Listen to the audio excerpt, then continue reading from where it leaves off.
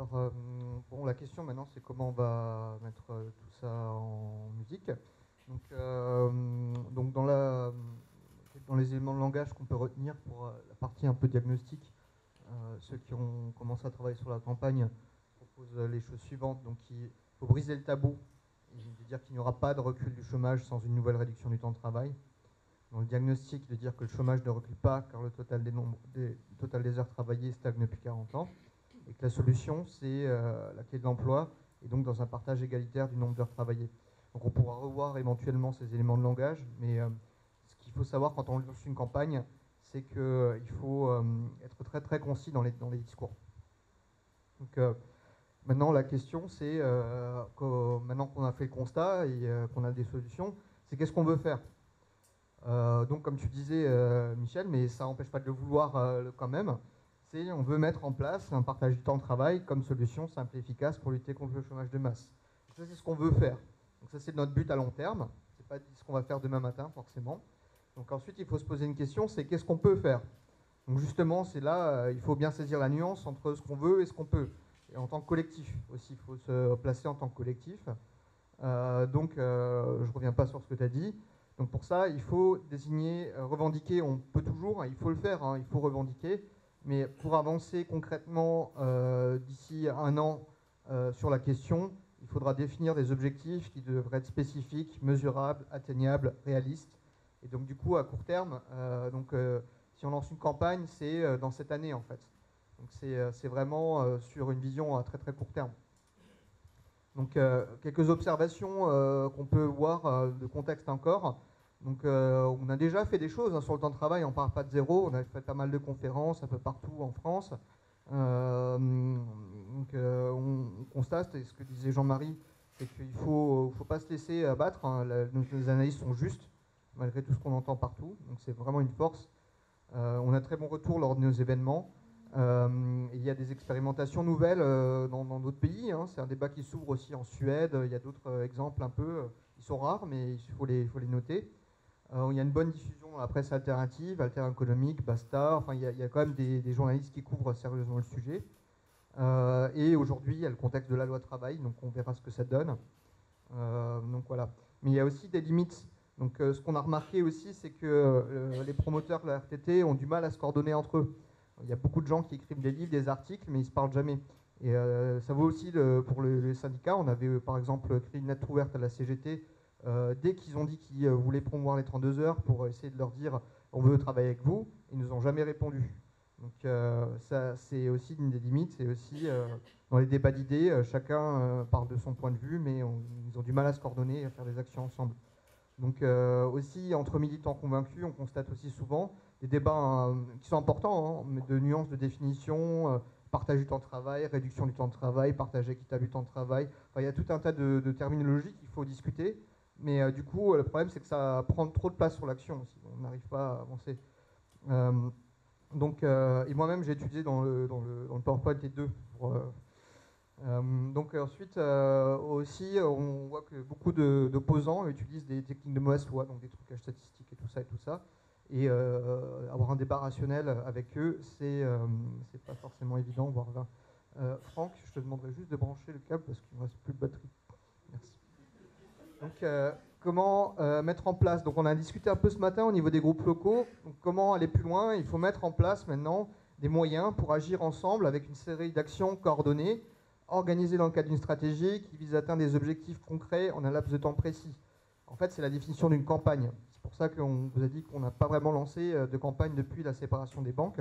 Donc c'est vraiment une méthodologie qui a des objectifs. Alors on en a proposé 3 pour l'instant.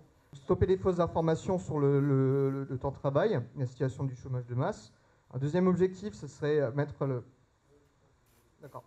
En fait, que comme on est dans le contexte de 2017, que les candidats à la présidentielle reprennent donc du coup le partage du temps de travail dans leur programme. Le troisième objectif, c'est justement par rapport à la dispersion des forces, donc structurer le paysage militant français et en Europe aussi. Et donc on va décliner ces objectifs en 3 projets opérationnels. Donc le premier, c'est Stop aux fausses solutions. Donc avec un axe qui est d'abord de crédibiliser nos solutions, Donc là, le livre rentre dans ce programme.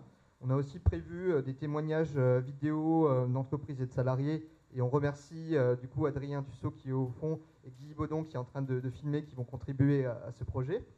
Donc du coup, si vous avez des questions sur ce projet, n'hésitez pas à les voir.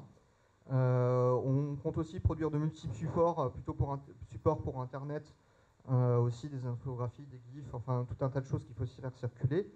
Et puis surtout, le cœur du mécanisme de ce projet, c'est d'avoir un processus de veille sur les personnes qui véhiculent volontairement des fausses informations. Par exemple, les 35 heures ont été catastrophiques. C'est faux, il faut le dire, c'est faux. Et on sait pourquoi c'est faux. Et donc, du coup, il ne faut pas hésiter à aller au clash sur les réseaux sociaux et à démonter dès que c'est possible leur argument. Donc ça, c'est un processus. Et on va faire un appel à compétences après, si ça intéresse des gens, de faire de la veille spécialisée, donc juste sur le temps de travail. Et donc, du coup, tous les gens qui disent quoi, qui, quand, je reviendrai là-dessus ensuite. Il faudra s'inscrire après là-dessus. Et puis enfin, quand tout ça, ça n'a pas marché, s'il continue malgré tout à dire que les 35 heures étaient catastrophiques, bah, il faut établir un rapport de force. Et pour ça, on a prévu des actions en direct non violentes. Donc, non violentes. C'est par exemple, on parlait ce matin de ce qui se passe à Pau là, en ce moment. C'est typiquement le genre de cadre. Donc c'est aussi la voie qu'a choisie plus ou moins Alternativa. C'est un peu des trucs qui sont passés à la COP21. Donc on va travailler aussi avec des mouvements qui ont l'habitude de faire ça. Il y aura aussi toute une partie formation que vous pouvez faire. On reviendra là-dessus, on pourra poser des questions après. Alors ensuite, un deuxième projet, donc c'est plus en visant les présidentielles. Donc c'est tout un tas d'organisations de sensibilisation du public par des choses qu'on a l'habitude de faire, des débats, mais il faudrait aussi innover, pas seulement faire toujours des conférences débats, mais il y a plein d'autres possibilités d'actions, des World Café, des actions de rue, enfin il faudra qu'on soit un peu innovant là-dessus. Et le cœur du projet, c'est de récolter le soutien du public par une pétition. Donc on a pensé en fait à l'adresser au CESE, au Conseil économique, social et environnemental, qui a une possibilité de saisir par pétition. Donc c'est impossible parce que c'est 500 000 signatures en papier. Donc on va dès le départ ne pas le respecter, mais on va quand même leur soumettre. On fera ça en ligne. Mais par contre, il y a des moyens pour qu'ils s'auto-saisissent ou de le faire saisir par voie parlementaire. Et donc déjà d'une, c'est d'avoir une motivation pour les signatures. Et deux, c'est d'éventuellement obtenir soit avant, soit après, des études et des travaux supplémentaires et complémentaires sur le temps de travail. Donc il y a un deuxième axe qui sera plus vraiment au niveau des groupes locaux, qui est de... Enfin tout ça, ça sera vraiment au niveau des groupes locaux aussi, on vous expliquera ensuite comment ça marche. Donc pour que les candidats intègrent un lobbying pour que du coup sur le terrain, donc au niveau des candidats, soit au niveau des candidats à la présidentielle ou des législatives, voilà, et puis on a pensé aussi, on en discutera après, donc du coup poser le débat aussi dans les primaires citoyennes. Qu'est-ce que vous pensez de la RTT? Voulez-vous le mettre en place? Donc le dernier projet, c'est structurer le paysage européen, militant français et européen. Donc en France, il reste tout à faire, et là du coup le collectif sera moteur sur le sujet. On peut vraiment faire en sorte que tous ceux qui travaillent sur le temps de travail et ceux qui sont intéressés par la question fassent pas forcément une coalition, mais au moins se rencontrent régulièrement et qui se coordonnent un peu. Et on est en train, par contre, déjà de faire un projet avec Attac Allemagne, d'un forum européen du temps de travail. On va réunir, on a invité une centaine d'acteurs du temps de travail en Europe qui se réuniront à Bruxelles à la fin d'octobre. Donc voilà. Donc moi je vous passe juste, ça c'est des éléments une campagne, ça s'élabore, c'est une méthode, ça prend du temps. Donc voilà, donc il va falloir pour chaque projet faire un plan d'action précis. Donc il faut élaborer une gouvernance, donc on a déjà des pistes, mais c'est à construire encore, et établir un calendrier, donc c'est les 3 éléments d'organisation qu'il faut absolument se faire. Donc c'est beaucoup de travail, et du coup on aura besoin de beaucoup de personnes. C'est ton câble ? Ok, donc je passe ensuite à la question qui vous intéresse tous. Donc qu'est-ce que vous pouvez faire? Donc la première chose à faire, c'est rejoindre vos groupes locaux. Ensuite, vous impliquez dans 3 projets. Et du coup, au fond de la salle, je crois au niveau de la bouteille d'eau là-bas, vous trouverez une liste Vous pouvez inscrire votre prénom, mail pour vous inscrire dans des 3 projets qui vous a été présentés. Donc ensuite, une fois que vous aurez inscrit votre mail, on va vous envoyer un email ensuite pour vous proposer des tâches et un petit questionnaire pour savoir quelles sont vos disponibilités, vos compétences et tout ça. Et on fera un appel plus spécifique en ligne justement dans les prochaines semaines. Donc surtout pour démarrer la campagne, ce qu'on a vraiment besoin tout de suite au départ, c'est de 9 coordinateurs. Donc les coordinateurs sont en charge de la gestion de projet. Ils ne travaillent pas forcément sur des tâches isolées, ni sur le fond. Ils font vraiment en sorte que la mayonnaise prenne. Donc c'est vraiment leur but. Donc c'est vraiment, si vous savez ce que c'est de la coordination, n'hésitez pas à vous inscrire là. Donc il nous en faut 9. Si vous pouvez, après on refera un appel en ligne, mais si on pourrait déjà en avoir 3 aujourd'hui, ce serait fantastique. Alors après, il y a un autre appel, tout ça c'est sur les fiches aussi là-bas, hein, c'est la même chose. Donc ensuite, pour rejoindre la campagne, vous pouvez rejoindre en tant que veilleur aussi. Donc là, c'est faire une veille spécifique sur le temps de travail. Qui a dit que les 35 heures n'ont pas créé d'emploi? Trouver le nom, adresse, numéro de téléphone. Donc, c'est parti. Okay.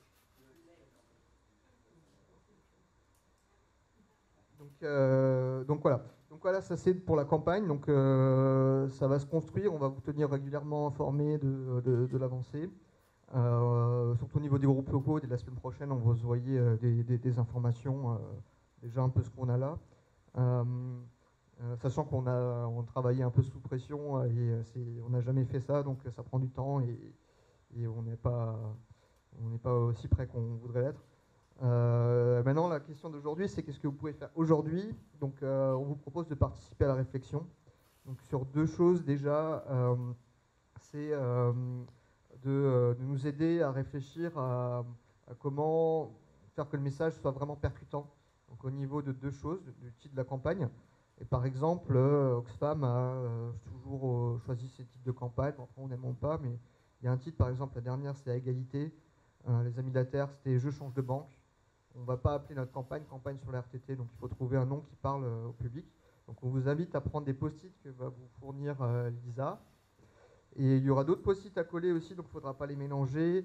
Sur le titre du livre, par rapport à ce que Michel vous a dit, qu'est-ce que vous pensez qui serait vraiment percutant au niveau du livre, sachant que ça va forcément commencer par stop. Donc du coup, on regardera toutes les propositions et on a déjà des idées, mais c'est important quand même le livre, donc il faut qu'on soit sûr qu'on donne le bon titre. Maintenant, il y a un débat collectif aussi qu'on va avoir tout de suite. Donc la question principale, c'est comment briser le tabou. Donc du coup, l'autre pendant de la question, c'est comment rendre le partage du temps de travail désirable par le grand public. Donc comment ça va se passer? Déjà, faut dire, souvent le problème qu'on a aussi, c'est on dit que le grand public, c'est un bloc. Mais en fait, on ne va pas pouvoir convaincre tout le monde de la même manière. Et donc, il va falloir trouver différents messages pour parler à différentes personnes. Et donc, du coup, là, on va vous proposer de réfléchir à 6 cibles, 6 profils à convaincre.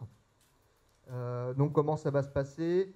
On va faire, bon, je crois qu'on est un peu en retard, donc du coup, on va peut-être faire 15 minutes. Donc, on va former des groupes de 10 qui vont réfléchir chacun pendant 15 minutes. Et en fait, on va leur donner, Lisa vous distribuera aussi du coup des fiches. Il y aura marqué une des 6 cibles qu'on vous propose.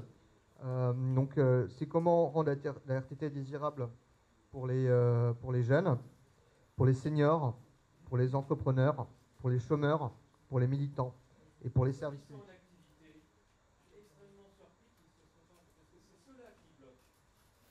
D'accord. D'accord. Bah, vous pouvez faire constituer un groupe sur ceux qui sont en activité. On va réécrire une fiche. Oui. Oui. Bon, après, on a limité les sujets parce qu'on s'est dit on va pas faire 15 groupes. Mais oui, on peut. Je vous propose de faire du coup une fiche. Ok. Donc on va rajouter les actifs. Oui, oui.